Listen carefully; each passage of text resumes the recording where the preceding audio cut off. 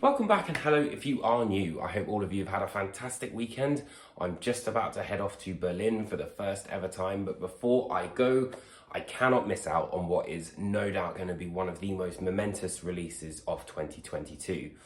Now, we're being permitted to listen to the ninth edifice of Meshuggah's absolutely peerless sound in the form of Immutable, and that is this week's review, my friends.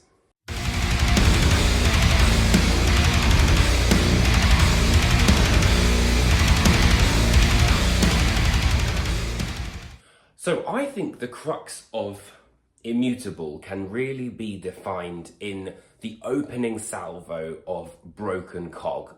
Hearing that riff, that there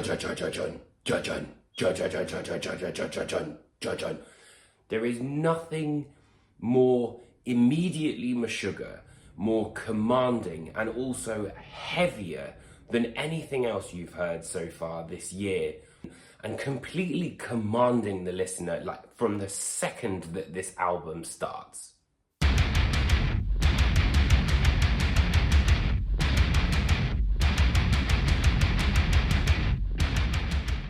So this album is formed of 13 tracks, 3 of which are instrumentals, and in terms of the vibe of this album, you know, it's not kind of like the crazy guitar acrobatics that we've seen on Obzen or Chaosphere or Catch 33.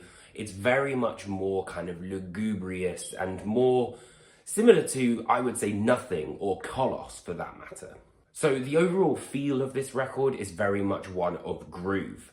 As you can imagine, you know, kind of having a reference point of Nothing and Kolos.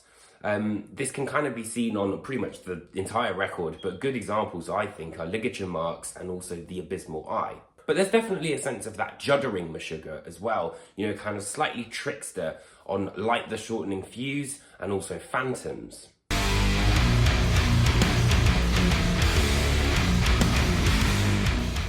And where I'm talking about guitars really do have their own sense of personality on this record. There's this kind of like hiccup almost from the feedback where I guess they sort of deaden the strings, which is on Phantoms, but then there's that elasticity of the riffs, particularly on the Faultless.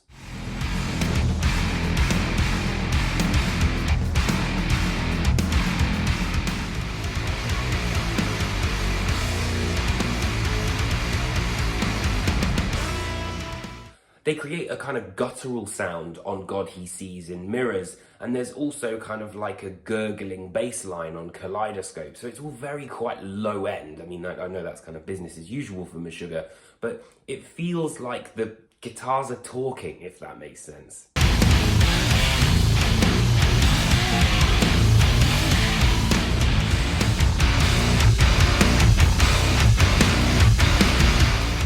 Leads, for the most part, I think are more atmospheric than necessarily kind of, you know, trying to melt your face off. That being said, they do very much turn your brain to scrambled egg in an instant. Like The Abysmal Eye is a great example of that, and The Faultless as well. But they really kind of craft an idea of melody and this kind of atonal, very cold feeling, which Meshuggah are obviously so well known for.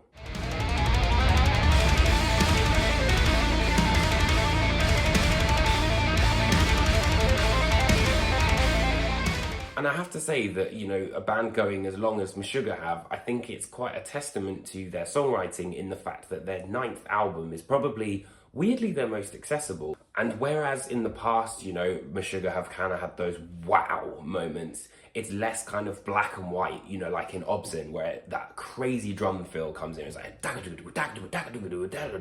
and then they go into that mind-bending kind of like polyrhythm, time signature, all this sort of stuff. This is more kind of constant, you know, it's kind of like an ever-changing sort of snake that you can never really quite pinpoint where the head is. And a great example of that is Ligature Marks, you know, it's very much kind of like, almost like the cube, you know, like the room that you need to get to is always moving around when you think you've got it and then it's gone.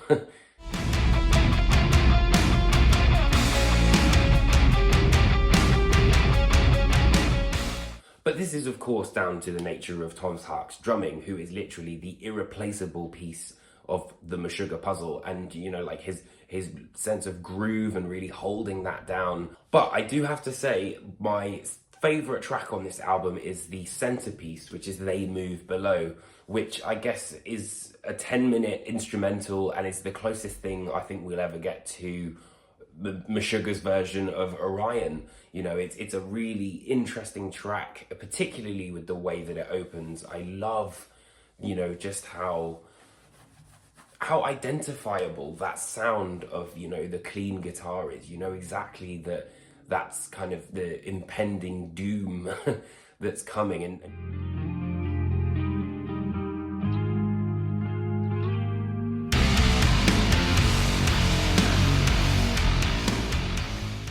And that kind of, you know, leads me into that beauty of the stillness, which is always a really small part of Meshuggah's sound. You know, it's so compacted and so intense, like, for all that time, that you have to have those moments of reflection where you're kind of like, whew.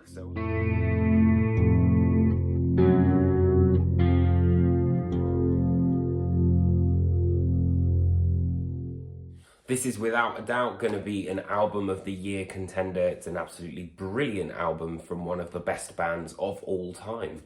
Immutable holds elements that have been present throughout Meshuggah's career, yet at the same time feels incredibly immediate, fresh, and innovative, all in the same. So I hope you guys enjoyed this album review. Let me know what you thought of the album and also Meshuggah in the comments underneath me. So I hope you guys learned a little bit more about Immutable, Meshuggah's 9th album. Let me know what you thought of the video and the album underneath me in the comments section. I'm off to Berlin and I will see you guys next week for another album review. Take care, my friends.